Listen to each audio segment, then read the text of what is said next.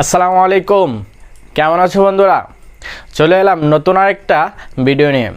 আজকে আমরা শিখব প্রপার নাউন সম্পর্কে। তো যারা প্রপার নাউন সম্পর্কে তোমরা বেশি একটা জানো না বা খুব একটা আইডিয়া নেই বা এই সম্পর্কে বিস্তারিত জানতে চাও, তারাই আজকে আমার এই ভিডিওটা সম্পূর্ণভাবে দেখো। সো চলো শুরু করা যাক।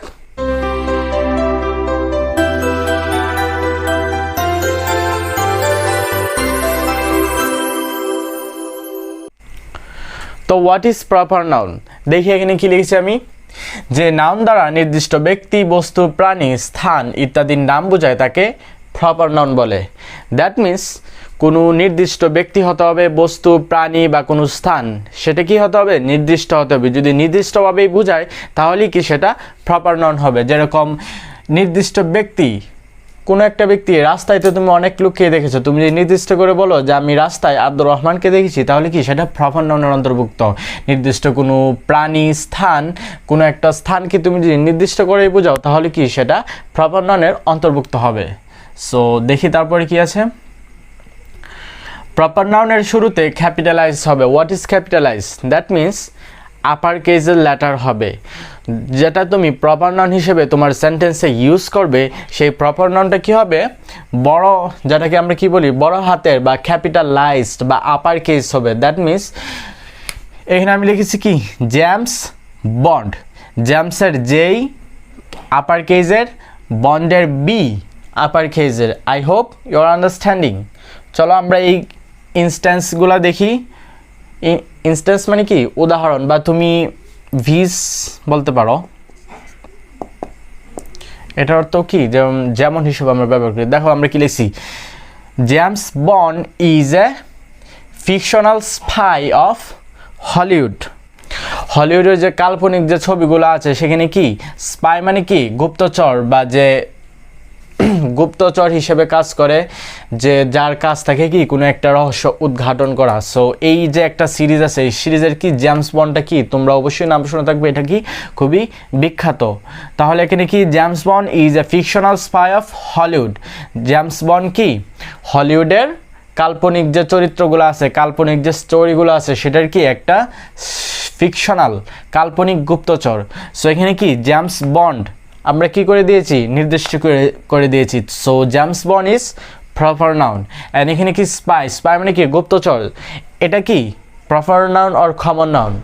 ইটস কমন নাউন্স, কারণ স্পাই কি অনেকজনই হতে পারে। স্পাই বলতে কি পুরা জাতিটাকে বোঝানো হয়েছে, পুরা কমনভাবে সকলকে বোঝানো হয়েছে। তার আগে যেহেতু আমরা জেমস উল্লেখ করেছি, তার মানে কি এটা এখানে নির্দিষ্ট হয়েছে, তাই এখানে James bond proper noun and spy এটা কি আলাদাভাবে common noun. So come to the next. Dubai is one of the expensive cities of the world.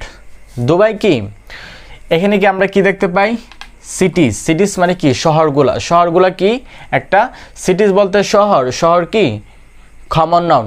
Dhaka শহর হতে পারে, দিল্লি হতে পারে, দুবাই হতে পারে। সো তুমি যত ধরনের পৃথিবীতে শহর আছে যে কোনো একটাই কি হতে পারে। সো এখানে আমরা কি করেছি, দুবাই ওয়ার্ডটা ইউজ করেছি, দুবাই নাউনটা ইউজ করেছি। সো এই দুবাইয়ের কারণে কি এই দুবাইটা এখানে প্রপার নাউনে পরিণত হয়ে গেছে, আর এই সিটিজটা কি এখানে কমন হিসেবে আছে। সো এই কমনটার আগে আমরা দুবাই দিয়ে কি পুরো সেন্টেন্সটা কি নির্দিষ্ট করে বোঝাচ্ছি যে দুবাই কি একটা এক্সপেন্সিভ শহর, মানে কি খুবই ব্যয়বহুল শহর।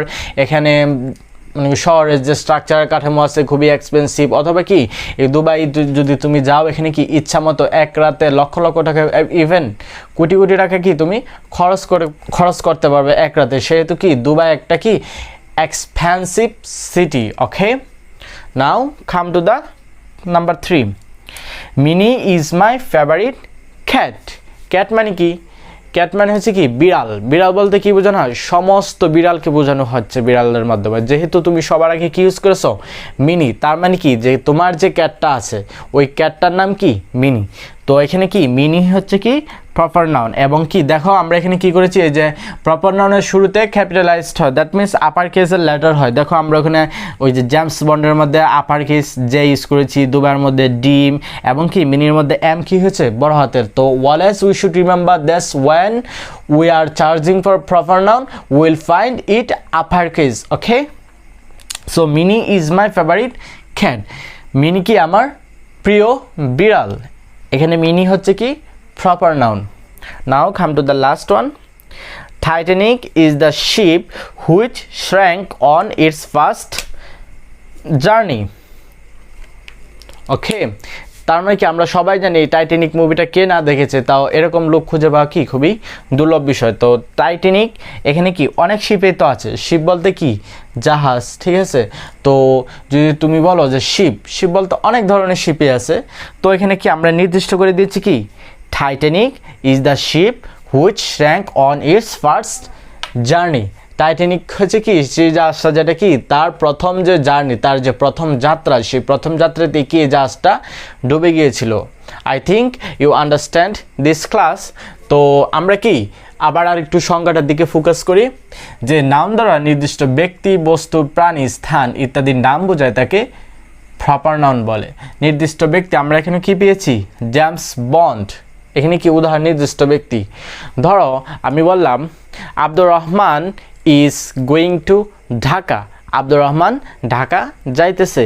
তো এখানে কি আব্দুর রহমান কি প্রপার নাউন, যেহেতু এখানে কি তাকে নির্দিষ্ট করে দেওয়া হয়েছে।